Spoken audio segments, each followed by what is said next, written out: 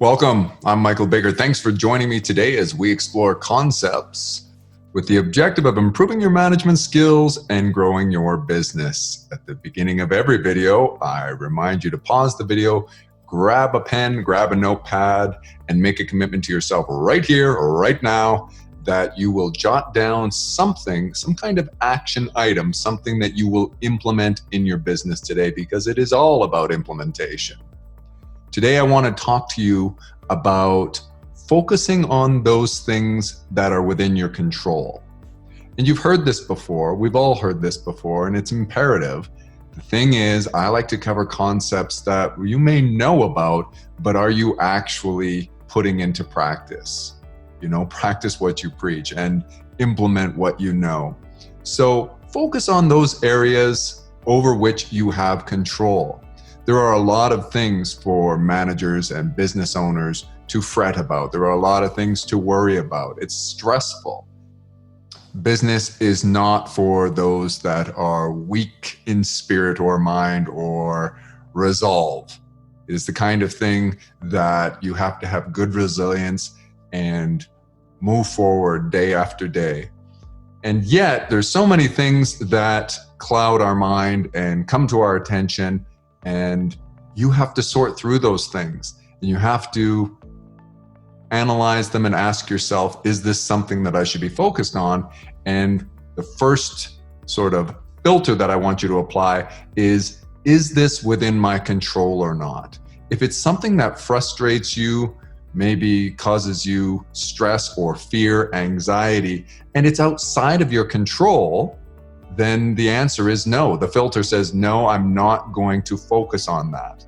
Now, it may still eat at you. You may still have that pit of the stomach feeling that is bothering you all day long about something that really bothers you, something that is stressful. But if it's not within your control, don't waste any of your time focused on it. In comparison, by contrast, what you should be doing is focusing instead on those things that are within your control. And that will help to not only distract you, but it will help to move you forward. So what things are within your control and what things aren't? Now, of course, let's give a really simple example. The weather is outside of your control. Perhaps the international or global political scene is outside of your control. Some governmental policy that is maybe, in your estimation, from your perception, imposing an unfair advantage on you, your business, your family, or whatever. That itself may be outside of your control. Now, you may be able to sit down and write a letter to your local politician, depending on what area of the world you are. They have different names for these local politicians that may be able to fight for your perspective and may be inclined to do so to try to win your votes as one of their constituents. Now, that's something that's within your control, but that's just an example. In business, there are so many other things, like maybe the cost of a material that you rely upon for your production that goes up, and it's stressful to you. And you name it, there's any number of things. Instead of focusing on those things, stop. As soon as you find yourself in this state of mind where you're starting to stress about something, stop and ask yourself, put on that filter. Is this within my control? If the answer is no, then focus on something else. Now, by all means, pray about it. You have control over what you decide to say pray about, and leave it in God's hands, and then focus on what you can do today within your control. Stephen Covey talks about this, and he calls it your center of influence versus your center of concern.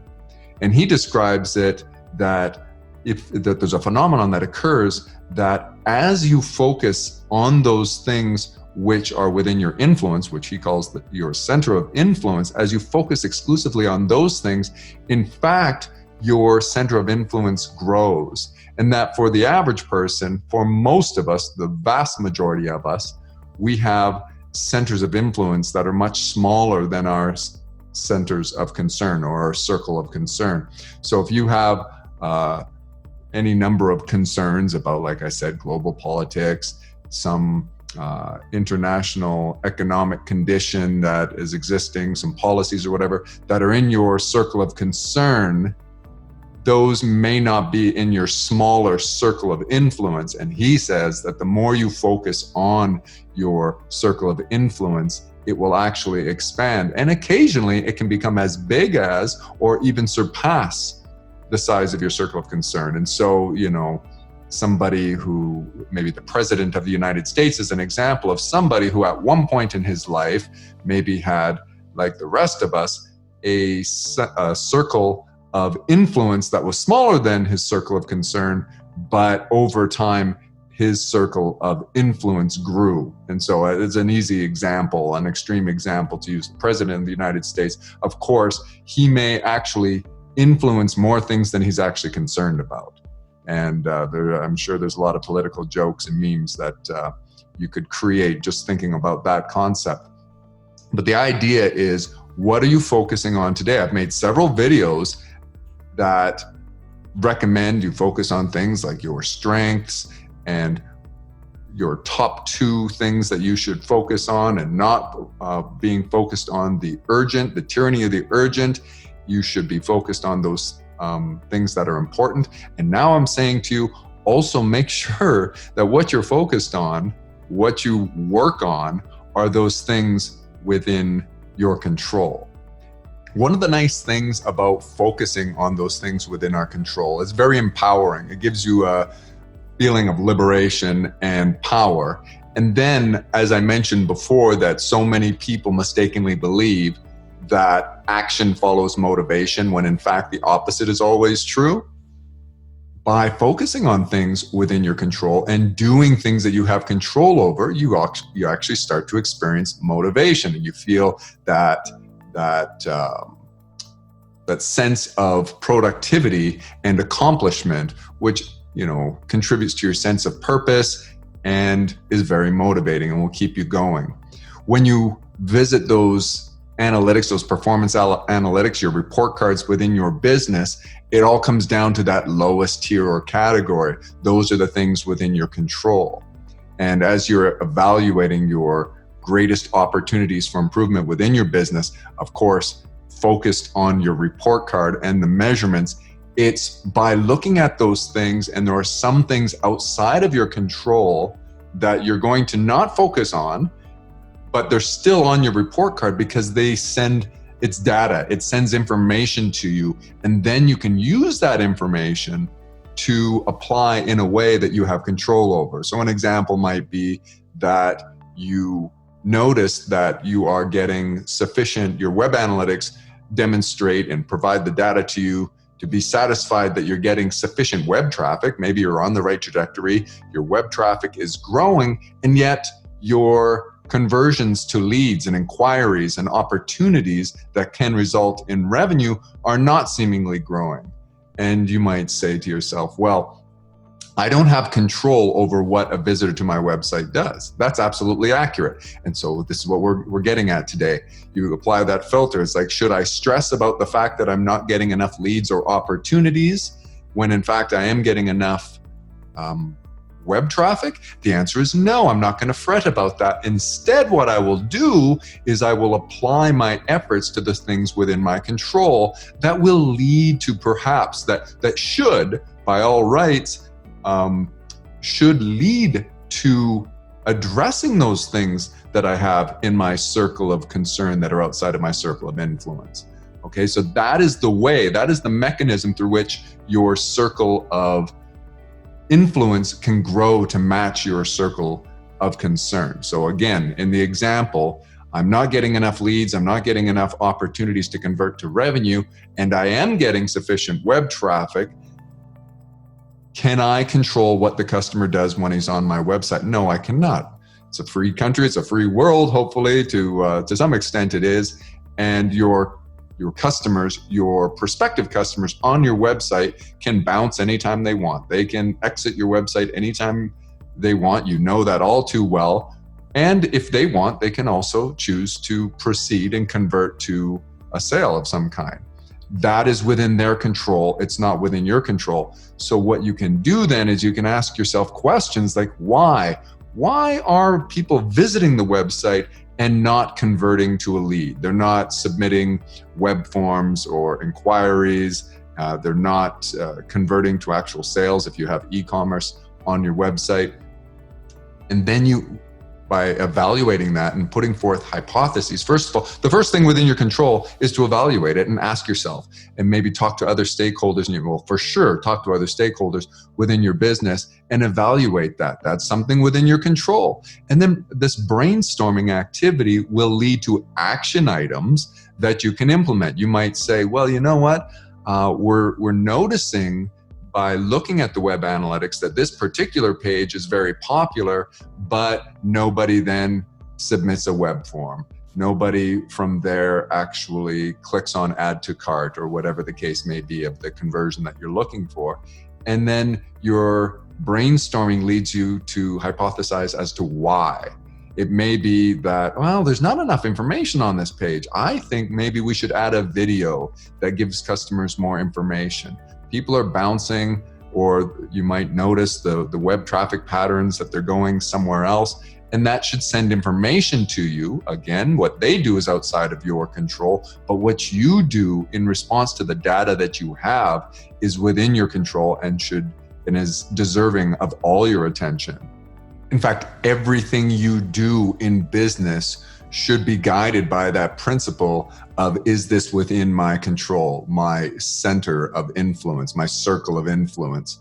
And when we talk about evaluating performance metrics on a report card or having a business meeting or whatever, don't waste any time commiserating, deliberating those items outside of your control, unless your underlying objective is to take it from that to boil it down to, okay, what is within our control? And like my example there of the web analytics and how they relate to leads. And we could go through any number of the various categories of your tiers of your report card. Refer to that video for more information.